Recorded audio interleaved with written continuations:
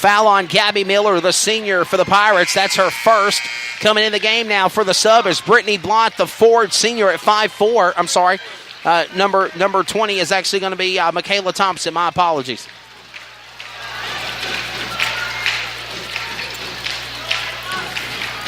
And at the line, Comets are leading by the half, 17-17. 34-17, 134. Jada Scott shoots, baskets up, bounces off the rim, and it's no good. And normally Scott does good at the basket, Trace 9. Absolutely. Not this time, though. Yeah. You know, last game me and you called, Scott, she was impressive down low early and often for this Comets basketball team, but she did struggle from the free throw line, and I guarantee you that Marlon Lee went up to during practice all week long, especially last week, for not only her, but the rest of this Comets basketball team to work on the free throw line. 34-17. We're coming up on 1 minute left to go in the first half as Asia Todd trying to go for the rebound. The basket rebound goes back again to Eves. They'll fight for it. Jada Scott got it out of play. Comets lose the ball. Pirates get it back, led by Michaela Thompson. Thompson goes under to Adams. Adams shoots up now for two. She gets into the basket. We're under 1 minute left to go in the first half. And bringing it back into play is going to be Comets now. Todd throws it to Hedinger. Hedinger going for three. It bounced off the rim. No good. Eves on the rebound, though, for the Comets. Get it back to Hedinger. Gets it to Jada Scott. Scott was there. The air up there. 2 points for 34. That's 6 on her game so far in the first half. I'm going to miss the free throws, but I'm going to get the easy 2-pointer at the same exact spot for that play. That's right. Now it's number 20 of Michaela Thompson for the Pirates. Less than 30 seconds left to go in the first half of play. And the ball goes out of bounds. Give it back to Clayton. The ball was intended for Abby Bird inside, but Scott once again playing impressive down low in the paint, and they did have a shot at it. Less than 20 seconds left to go in the first half of play. Todd shows signs of fatigue. She knows the first half is at end. Also, it's going to be Delana Eves in play. Going to give it back now to again Hedinger back to Eves, back to Todd. 7 seconds, 5 seconds. Shot by Watkins for three, bounces off the rim. Pirates on the rebound. Not enough time. That's the first half. If it went in, it did not count. She got it away, but it wouldn't have counted if it went in. So, ladies and gentlemen, that'll be the first half of play as it stands. The Comets up in front. 36-19. We'll get interviews with both coaches after they come back after the halftime break. Marlon Lee looks happy, but again, wants to have a good play for both of these players, as that's how it stands right now. 36-19. Comets up by 17 points as they go into the locker room, and the first half of play is in the books. We'll take a quick commercial break. When we come back, me and Trey Snide will evaluate things of the first half of the game, and we'll get you ready for the second half. You're tuned in to Comets basketball on CRN, the Community Radio Network. Some energy drinks want to scare you. Some even want to bully you around. And the others, they're just blowing smoke. Packed with vitamins B3, B5, B6, and B12, the new HiQ energy drink comes available in 4 exciting flavors. Skyberry Fusion, Apple, Coconut Fruit Punch, and Lemon Lime. Natural caffeine, no preservatives, no crash, no bull. HiQ energy drink. Wings are for birds. Rudo Apparel powers teams and athletes around the world by offering the best in customer uniforms at an unbeatable price.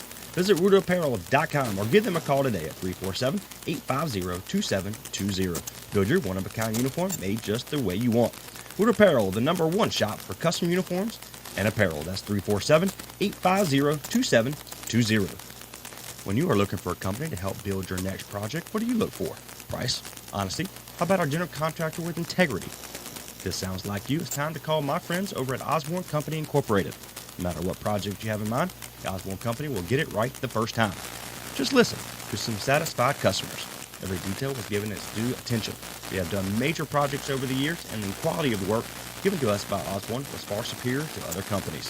Sound like a company you want to deal with? Head over to OsborneCompany.com to see what they can do for you today. or give them a call and talk with the friendly staff at 336-623-2111. The Osborne Company. Integrity, excellence, and value. Now back to live coverage on the CRN Sports Network. You're tuned in to Comets Basketball on the CRN Sports Network, the online home of the Clayton Comets.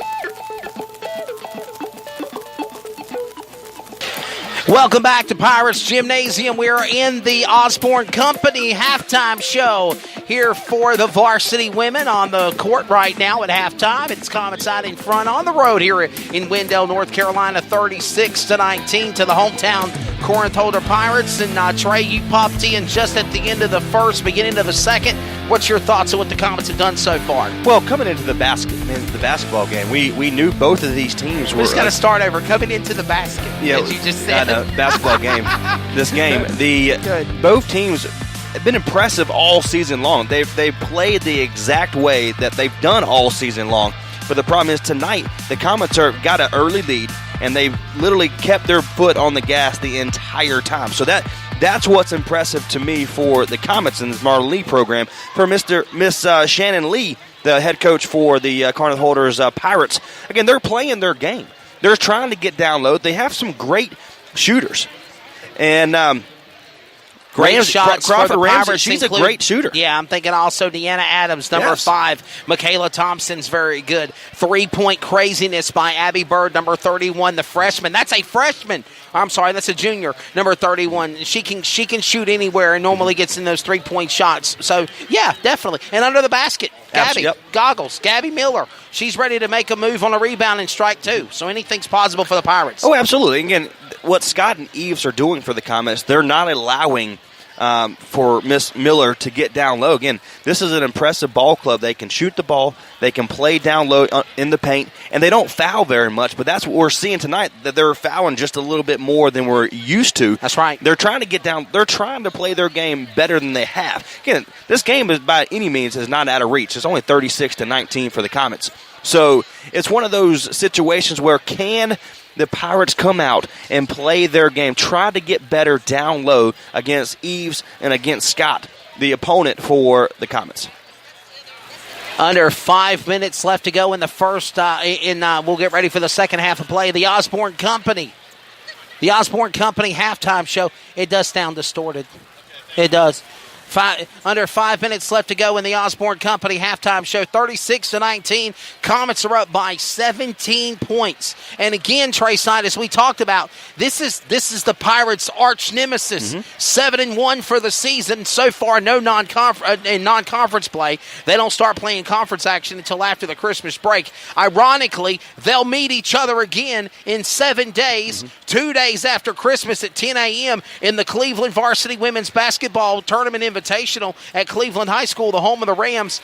And again, as we talked about, they still, under pressure, have got to find a way to beat the Comets because this is their arch nemesis for Coach Shannon Lee and the Pirates. Well, again, we're going to talk about, for this Corinth Holder Pirates team, for the men's side as well. And we'll getting into the second game of tonight. But what the Pirates for the men's side are doing is they're winning games against Smithfield, West Johnson, Cleveland. But on the second game of the matchup, they've lost against Smithfield, West Johnson, Triple S. And so Clayton Comets already beat them once. Now we have to worry about the second game, the 50-50 aspect of it, the second part of the series. Can the Comets take care of these two programs? Because what history shows and stats shows us just through our max preps and our notes that the 50-50 mark, the first game is won by the home team, and then the second game is won by the away team. It's going to be interesting. And, of course, again, the only loss that the Comet ladies have had, and we called that game when me and you were together again, was that controversial game at Garner. And, and I don't mean to miss words here, but it seemed like the varsity men's game the last time we were on the air with CRN, they kind of got snake bit, kind of shades of the same way in the last game that we had against, oh my goodness, who was that when we played the other week ago? Man, I'm already having a forget moment. But, the Hunt Warriors, yes.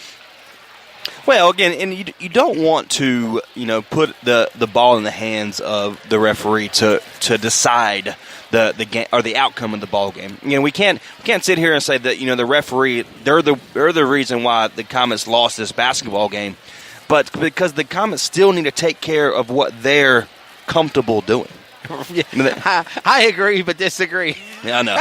Well, again, we'll agree to disagree on that comment because as floored as you were in the game at Garner, I was about the same way coming unglued, and Denny Medlin was to boot in the game the other week against Wilson Hunt. Well, again, yes, but the Comets still have to take care of the situation that they're in. They still have to play better inside. They still have to play better by passing the ball, play defense. And so we can't completely kind of blame it on the refs, although we can see what's going on. We don't like it for it to be like that. But again, what would that game been if the referee didn't take it out of the hands of Miss Scott or Asia Todd? You just don't know. Trey, I'm going to let you take the wireless mic, buddy. Let's see if we can get an interview with Coach Marlon Lee and even Shannon Lee before we get ready for the second half of play. And when you're ready, just give me a thumbs up or just cut in there, and I can hear you when your mic comes on. So Trey Snyder will be back in just a moment as he's going to grab an interview with both coaches, Shannon Lee of the Corinth Holder Pirates. And then, of course, Marlon Lee will follow. Marlon, stand by. You'll be getting an interview in just a second as we're getting ready for the second half of play. And we're going to go, she's declined comment, so we're just going to go now and ask Marlon Lee what's his thoughts of the game so far. So let's go down on the court. And Trey Snide's down there, about a minute left to go into play.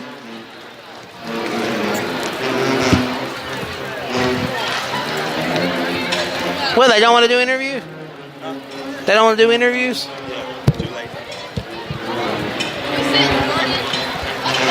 That's where that broadcast experience comes in, where you got to get him in and get him out in 20 seconds. There you go. Trey just threw in the towel. Come on, man. Way to throw me under the bus 20 there. seconds, brother. Come on. Oh, Lord. Points, high score totals of the first half go to, of course, Liberty commit Asia Todd.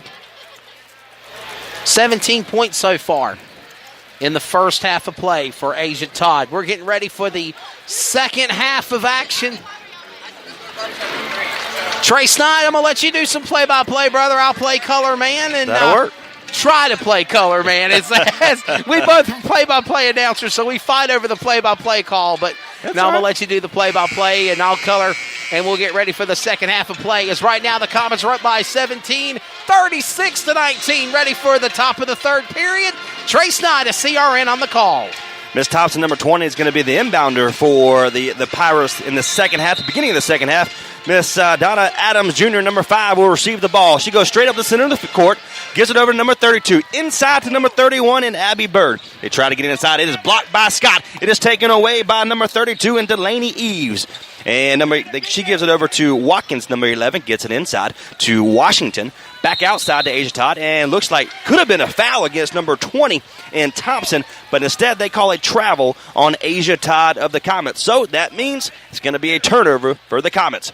7:41, the clock will start running here in the second quarter. And it's given over to number 5 in Diana Adams Jr. Over to number 31 in Abby Burr for the 3. Nope, she decides to get it over to Adams.